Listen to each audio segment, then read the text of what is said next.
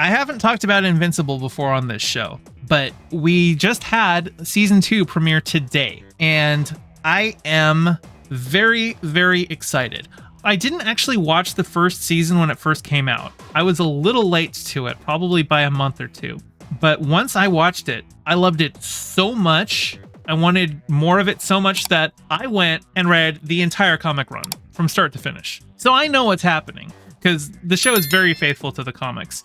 And so I would say the show is better paced than the comics because it's second time through. You can, instead of introducing things kind of just as Robert Kirkman was coming up with them, he's got all of those elements and they can rearrange things to work better in a narrative flow. Vatir says, oh shit, new season came out? Yeah, literally today we got our first new episode. There's also, I also just watched today the one-off, the Adam Eve episode, which was based on a one-shot comic that told the origin of Adam Eve. And that's pretty faithful to the comics there. The fact that Robert Kirkman, who wrote the comics, is one of the writers on the show, I would say that really helps. It makes sure that it stays faithful, but they do make changes. Like, I would say probably one of the bigger changes that the show has made is the character of Amber, Mark's girlfriend. In the comics, she's barely a character.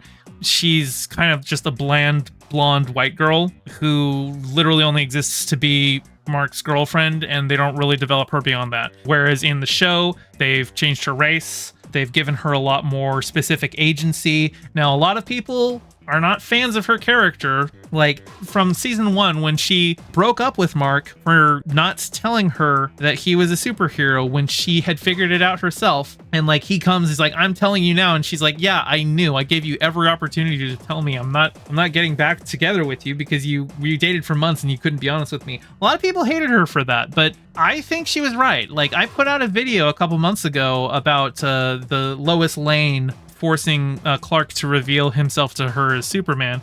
And I think it's immoral if you are a superhero to keep your loved ones in the dark about it. I think it is immoral to have a secret identity from them because it doesn't protect them. If they are close to you, they are going to be in harm's way whether they know it or not. If you're a superhero, people are going to come after you, and hiding your identity from the world is not the easiest thing to do. You definitely shouldn't be doing it from the people who are going to be targets if your identity is found out.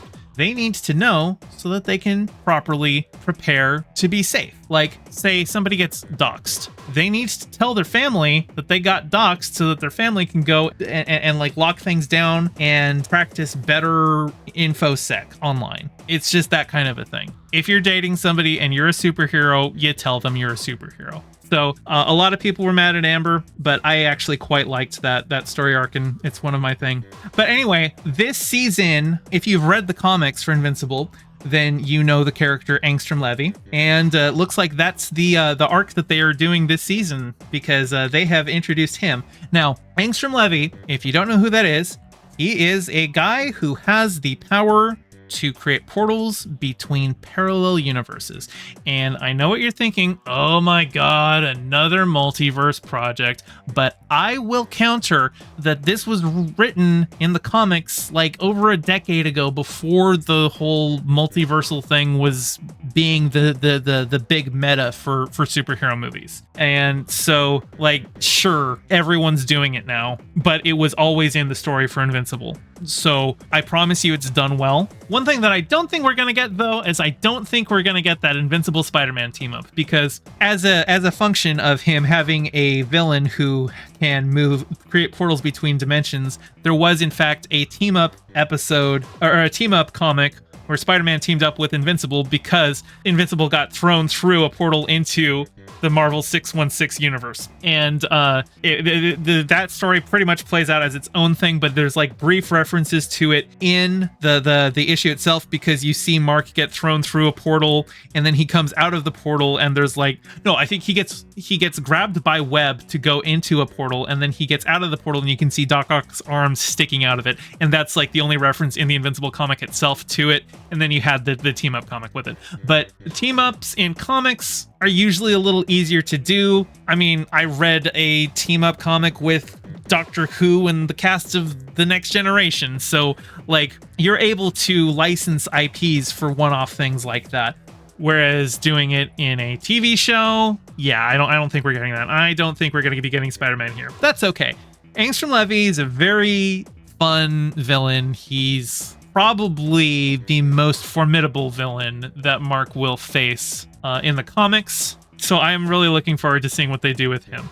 I see Mixed Dizzy in chat is talking about the ethics of superhero identities. I think you could navigate it without fully delving into all your info as a superhero. Like you could just say, I get targeted by these super villains, so this will be a danger if we date. People need to know that they could be in danger. They don't necessarily need to know that you have superpowers or what your super identity is.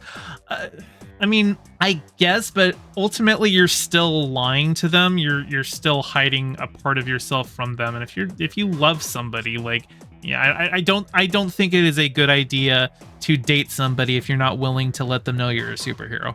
But anyway, one thing that this episode did that I thought was a funny bit of meta humor is, if you've seen the first season, you'll know that every time they do the title card, somebody is about to say a sentence that ends in the word invincible, but they have a dramatic pause before they say the word invincible, and then instead of saying it, it just shows the title card. Well, this episode, they have like 3 or 4 different times where somebody sets that up and you're thinking, okay, we're gonna get the title card, but then they just say the word invincible and the scene keeps moving. I thought that was funny. I thought that was a good little joke. Side Deathful says, what if I date them, we break up, and they dox me? I mean, that's like a threat even if you aren't a superhero, right?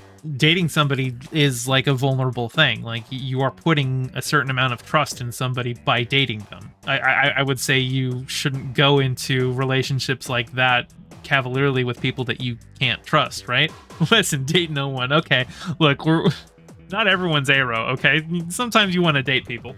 But anyway, I'm looking forward to where they go with the Angstrom Levy storyline, and I'm happy that the show's back. I don't know how many seasons this show's going to go for, but God, I love the comics so much. I can't wait to see how it all plays out.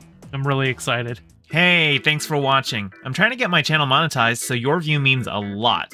Don't forget to toss me a like, and subscribe, and ring the bell. I stream Mondays and Fridays at 5 p.m. and Sundays at 2 p.m., so catch me live and join in on the convo. You can find all my socials in the description below, and thank you to all my patrons, with a very special shout out to my Whale Shark tier patron Ryan D and my Anemone Friends tier patron Piftle Cakes. Your support means the world. Catch you next time.